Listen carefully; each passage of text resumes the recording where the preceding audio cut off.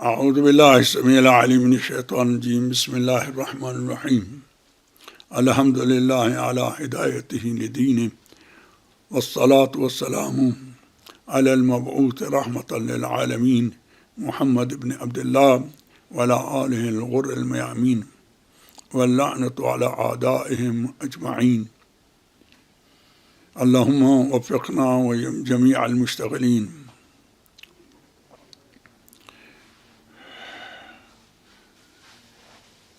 قال اللہ سبحانہ ومن يبتغي غیر الاسلام دینا فلن يقبل منه وهو في الآخرة من الخاسرین.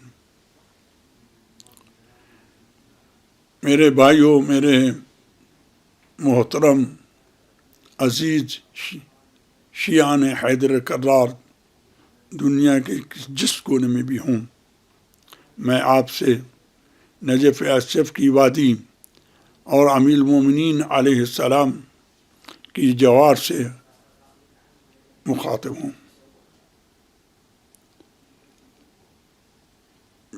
اس سال شہر محرم پچھلے گزشتہ سالوں کی طرح ہمارے لیے درس اور معرفت الہی کا وسیلہ بن کے آیا ہے اور آ رہا ہے اور آتا رہے گا انشاءاللہ تعالی. اس مہینے میں سب سے مہم واقعہ جو تاریخ میں ہوا ہے وہ امام حسین علیہ السلام کی شہادت کا تھا.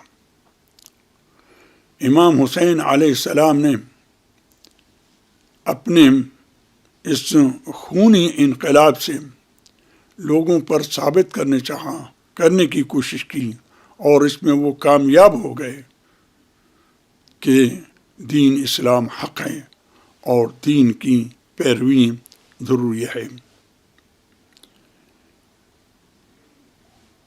اور ہمارا فریضہ ہے کہ امام حسین کی اس نہضت کو اور اس انقلاب کو ہمیشہ زندہ رکھیں، کیونکہ اس کا احیاء اور اس کی زندگی اسلام کی زندگی ہے. جیسے رسول اسلام صلی اللہ علیہ وآلہ وسلم کے مواقف اور ان کے کلمات اسلام کی حقیقت کو واضح کرتے ہیں، اس طرح ہمارے بقی ائمہ خصوصاً امام الحسین علیہ السلام کے ہر قول و فعل بھلے اسلام کی حقیقت اور اس کی نورانی شکل کو ہم پر واضح کرتا ہے.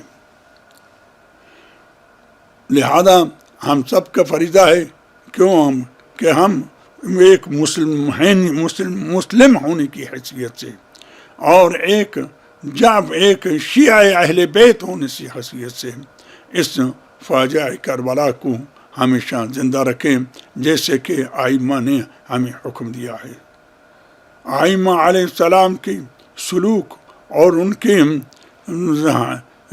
ان کے خصوصی حالات مختلف زمانوں میں اس چیز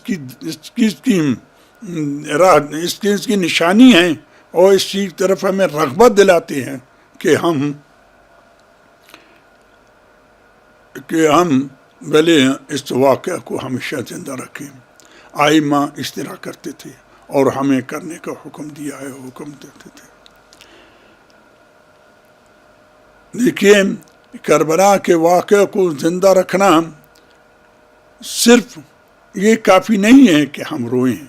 رونا ضروری ہے کہ ہمارا رونا ہمارے ایمان کی علامت ہے. امام حسین کے غم میں رونا ہمارے دین کی پابندی کی دلیل ہے. ولیکن واضح رہنا چاہیے کہ انسان جب کسی محبوب کی اذیت پر روتا ہے تو اس رونے کے دو قسمیں ہیں. اس رونے کی دو قسمیں ہیں.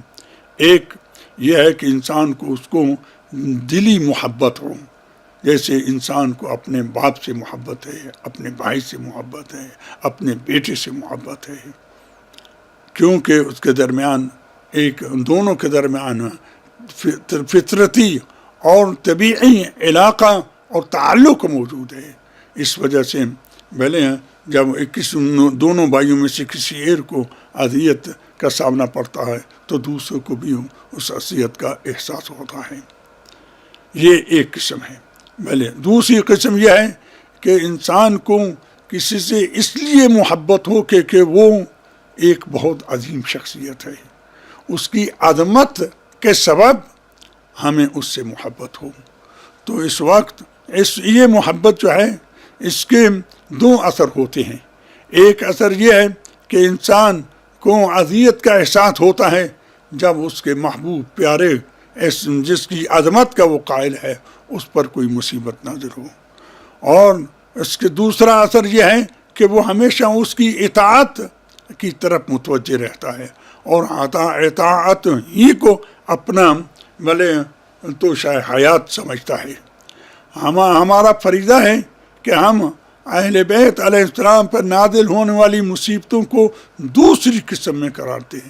نہ صرف یہ کہ ہمیں ان سے محبت ہے اور ہمارے رونے سے ہمیں جنت ملے گی، اور ہمیں رونے سے ہمیں مغفرت ملے گی، ہمیں رونے سے دنیا و آخرت ملے گی. یہ رونا جو ہے یہ پہلی قسم کا ہے. اس کو ائمہ بھلے منع نہیں کرتے ہیں لیکن اس کو وہ اہمیت نہیں دیتے ہیں جس اہمیت کو وہ دوسرے قسم پہ عنایت فرماتے ہیں. کہ ہم ائمہ علیہ السلام کی مصیبتوں پر روئیں، خصوصاً امام حسین کی مصیبتوں پر روئیں اس لیے کہ ہمیں ان سے محبت ہے، اور محبت کا سبب اس حسین کی عظمت اور قدر و منزلت اور جلالت قدر تھی. اس کا مطلب یہ ہوگا کہ ہم ان کے غم پر بھی روئیں گے اور ان کی اطاعت بھی کریں گے. واضح رہیں کہ جو صرف اس لیے روتا ہے کہ خدا اس کو جنت دے یا اس کو بھلے اس کے گناہ معاف کرے، یہ رونا غلط نہیں ہے، لیکن یہ اس مقام کا رونا نہیں ہے جو ائمہ جس کا مطالبہ کرتے ہیں ہم سے. یہ اس کا مطلب یہ ہے کہ ہم جنت میں جانے کے لیے روتے ہیں، اور معلوم ہے غایت مقصد جو ہوتا ہے وہ وسیلت افضل ہوتا ہے.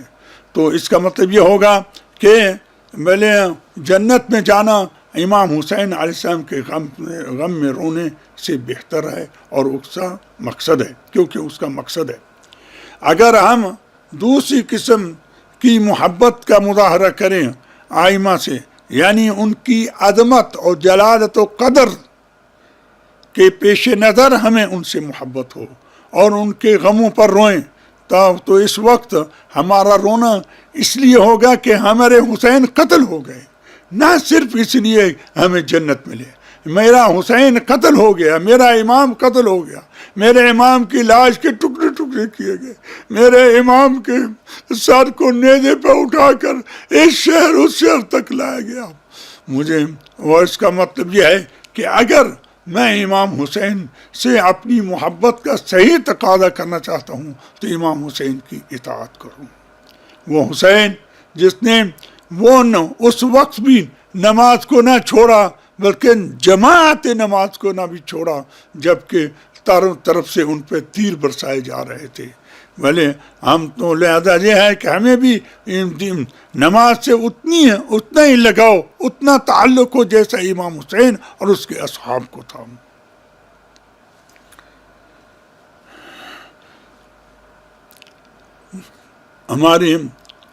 ہمارا رونا اور ہمارا ماتم کرنا، ہمارا جلوس نکالنا اور ہمارا ہم زنجیر مارنا یا کامہ دھنی کرنا، یہ سب ہم اس لیے کرتے ہیں کہ ہم بھلے خدا کے سامنے اور خدا امام زمانہ کے سامنے تمام دنیا کے سامنے ہم یہ ثابت کرنا چاہتے ہیں کہ ہم امام حسین کے نام پر سب کچھ برداشت کرنے کے لیے تیار رہے ہیں. میری دعا ہے کہ مومنین کو دنیا کے کونے کونے میں حسین علیہ السلام کے غم میں مجالس، جلوس، ماتم اور دیگر خدمات کی توفیق عطا فرمائے اور ان سے قبول کرے. ہم مومن کا فریضہ ہے کہ جب مجلس میں جائے تو اپنا وہ بچہ جو کچھ سمجھ سکتا ہے اس کو بھی ساتھ لے کے مجلس میں جائے، تاکہ اس کو بچپن سے بلکہ امام حسین سے محبت پیدا ہو، اور یہ ہمارا ایک فریضہ ہے۔ جیسے ہمارا فریضہ ہے اپنے بچوں کو جب 7 سال کا ہو جائے تو اس کو نماز پڑھنے پر اکسائیں، اگر اس کو کچھ بولے تعدیب کی بھی ضرورت ہو تو اس کو تعدیب کریں گے۔ اسی طرح ہم اپنے بچوں کو مولا کی مجلسوں میں، مولا کے جلوس میں، مولا کے ماتم میں، مولا کے غم میں اپنے ساتھ شریک کریں۔ میری بیٹیوں پر وعدہ ہونا چاہیے کہ ہم امام حسین کی مصیبت کو اسی وقت صحیح طور پر سمجھ سکتے ہیں کہ ہم ان کی اطاعت کریں۔ وہ میری بیٹیاں جو پردے کی پابندی نہیں کرتی ہیں اور زینب کے چادر لوٹنے پر روتی ہیں، تو اس کا مطلب یہ ہے کہ وہ صحیح انہوں نے جناب زینب کو نہیں سمجھا ہے، وہ دین کی صحیح پابند نہیں ہیں۔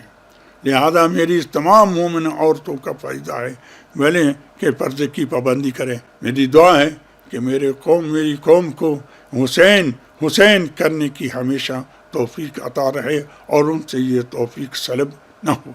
السلام علیکم ورحمۃ اللہ وبرکاتہ۔